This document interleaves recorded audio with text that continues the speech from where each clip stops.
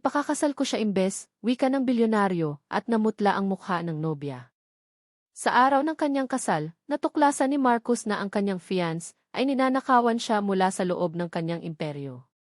Nilinlang, binulag, at ilang sandali na lang sa kapahamakan, ang tanging taong nagtangkang iligtas siya ay ang kasambahay na kanyang binaliwala.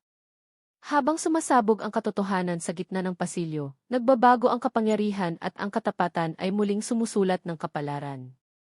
Bago tayo magsimula, sabihin sa mga komento, anong oras na at saan kayo nanonood? Tara na! Papasok ka sa bitag, Ginoong Marcos.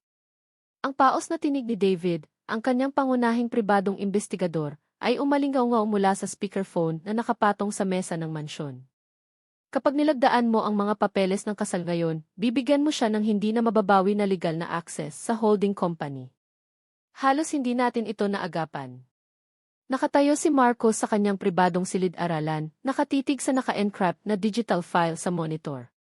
Ilatag mo ulit, David. Bawat detalye. Huwag kang mag-iiwan ng kahit ano. Hindi niya pinagsasama ang yaman ng pamilya niya sa iyo, sir, paliwanag ni David habang maririnig ang pagtipa ng keyboard. Nililimas niya ang sa iyo. Sa nakaraang 6 na buwan, sistematiko niyang dinadownload ang source code ng Apex algorithms. Ibinebenta niya ang proprietary tech sa Vanguard Corp, ang offshore routing numbers, ang mga naka-encrypt na email sa SE ng Vanguard, ang mga nakatagong bank account sa Cayman. Lahat ay nasa file na ipinadala ko sa iyong secure server. Napahawak si Marcos sa kanyang mukha. Kailan nagsimula ang transfer sa Vanguard? Eksaktong 6 na buwan na ang nakalipas, sir. Umaga pagkatapos ng iyong engagement party. Ginamit niya ang engagement para makalapit sa aking private servers. Nagngangalit ang tinig ni Marcos. At ang anonymous tip na nagdala sa iyo sa koneksyon ng Vanguard, na-verify mo ba ang pinagmulan? Nagkaroon ng mabigat na katahimikan. Na-trace namin ang GI address, sir.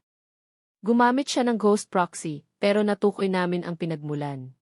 Galing mismo sa loob ng iyong estate, partikular sa quarters ng mga kasambahay. Si Maya, ang maid na sinermunan mo 3 linggo na ang nakalipas dahil sa pagsisilip sa opisina ni Miss Elena. Tumama sa dibdib ni Marcos ang bigat ng realisasyon. 3 linggo na ang nakalipas, si Maya ay nakatayo sa parehong silid na ito, sinasabing nakakita siya ng ledger at burner phone. Ngunit tuluyan niya itong binaliwala. Maghintay ang mga federal authorities sa side entrance ng venue. David, utos ni Marcos, malamig ang tono. Nasa drive na ang file. Kumikilos na sila, sagot ni David. Dapat ko bang ipaalam sa coordinator na pauwiin ang mga bisita? Huwag, mariing sagot ni Marcos. I-file agad ang injunction laban sa Vanguard. I-lock si Elena sa lahat ng sistema. Pupunta ako sa kasal, David, pero tuturuan ko siya ng aral na hinding-hindi niya malilimutan. Tumigil si Elena sa kanyang paglalakad. Para siyang multo na nakulong sa isang wedding dress. Hay, hindi ko alam ang sinasabi mo. Isang malaking pagkakamali ito. Isang setup. Espionage sa korporasyon, wire fraud, at grand larceny, mariing tugon ni Marcos. Ginamit mo ang engagement na ito bilang Trojan horse para gibain ang kumpanya ko mula sa loob. Negosyo lang ito, sigaw ni Elena, tuluyan ng bumagsak ang kanyang eleganting anyo. Stagnant na ang tech division mo. Nag-alok ang Vanguard ng 50 milyon para sa code. Pwede sana nating pagsamahin ang kapital. Sobra kang nagre-react. Ibibigay ko sa iyo ang kalahati ng payout. Hindi ko kailangan ang nakamong pera, malamig na sagot ni Marcos. Nilinlang mo ako. At para takpan ang iyong mga bakas, tinangka mong ipapahamak ang isang inosenteng babae. Binalak mong sirain ang buhay ni Maya dahil lang matalino siya para mahuli ka. Isa lang siyang alila, sigaw ni Elena, nanginginig ang daliri habang itinuturo si Maya. May imperyo tayong bubuin. Marcos, kailangan mong lumakad sa pasilyo kasama ko. Inaasahan ng shareholders ang isang nagkakaisang harapan. Kapag kinansela mo ang kasal, babagsak ang stock. Kailangan mo ng asawa bago matapos ang fiscal quarter para makuha ang tiwala ng board. Kung kailangan ng board na magkaroon ako ng asawa na may tunay na integridad, siya ang pakakasalan ko imbes, wika ng bilyonaryo, sabay turo sa babaeng nasa likuran niya. Napasinghap si Elena, umatras at napasandal sa pintuan. Sa likod niya, halos bumagsak ang panga ni Maya, nakatitig kay Marcos sa matinding pagkabigla. Baliw ka, bulong ni Elena, nanginginig ang tinig sa galit. Kakanselahin mo ang kasal ng dekada dahil sa akin. Para iangat ang isang usiserot kasambahay?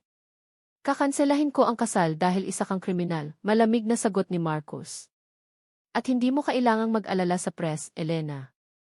Ang dapat mong alalahanin ay ang federal authorities na naghihintay sa side entrance. Na-file na ng aking mga abogado ang injunction laban sa Vanguard. Naka-freeze na ang iyong assets. Hindi mo magagawa ito. Sisirain ka ng ama ko, sigaw ni Elena. Ang ama mo ay iniimbestigahan na ng IFI, sagot ni Marcos ng mahinahon. Ngayon, lumayas ka sa paningin ko bago ko ipahila ka ng security. Itinaas ni Elena ang kanyang marangyang gown, mabilis na lumakad palayo, at ilang sandali lang ay umalinggaw ang malakas na tunog ng metal exit door, kasunod ang mahina at malabong tunog ng sirena ng pulis. Bumagsak ang katahimikan sa pasilyo. Huminga ng malalim si Marcos at tumalikod kay Maya, na mahigpit pa ring nakakapit sa gilid ng kanyang puting apron. Sir, mahina ang tinig ni Maya. Kakaginamit mo lang ba ako? Ginamit kita para basagin ang kanyang ego. Mabilis na amin ni Marcos, nakataas ang mga kamay bilang paghingi ng tawad. At taos puso akong humihingi ng paumanhin sa pagtulak sa iyo sa gitna ng apoy. Impulsibo iyon, pero gusto kong ipaalam sa kanya na mas pinahahalagahan ko ang babaeng naglilinis ng sahig ko kaysa sa aristokratang nagnakaw sa akin. Napasinghap si Maya, nakalabas ang malalim na hinga ng ginhawa. Tama. Sir. May saysay iyon. Akala ko sandali lang natuluyan ka nang nawalan ng isip. Mas malinaw ang isip ko ngayon kaysa sa nakaraang 6 na buwan, sagot ni Marcos, nakatitig sa matalas na talino sa mga mata ni Maya. Hindi ka na maid, Maya. Napatigagal si Maya. Sir, tinatanggal mo ba ako? Pinopromote kita, sagot ni Marcos. Ang sinumang makakabipas ng Vanguard encrypted router gamit lang ang servant's laptop at self-taught Python ay nararapat sa aking cybersecurity division, hindi sa kusina. Kung gusto mo ang trabaho, iyon na. 6 figures ang starting salary. Direkta kang magre-report kay David. Nakatitig si Maya, tuluyan nang nawala ang takot, napalitan ng pag-usbong ng pag-asa. Seryoso ka? Hindi pa ako naging maseryoso, sagot ni Marcos. Iniligtas mo ang aking legacy ngayon, Maya. Iniligtas mo ang libu-libong trabaho.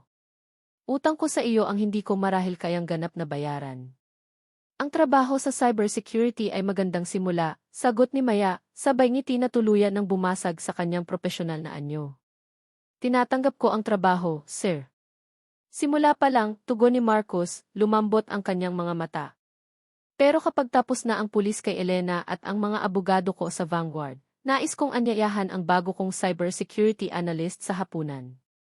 Para humingi ng tamang tawad at magpasalamat. Nakatitig si Maya sa makapangyarihan, ngunit ngayoy mapagpakumbabang lalaki sa kanyang harapan. Sa tingin ko kaya kong isingit iyon sa aking schedule, Ginoong Marcos. Marcos, malumanay niyang pagwawasto. Marcos lang. Alright, Marcos, tumango si Maya. Halika, sabihin na natin sa 500 bisita na pwede na silang umuwi.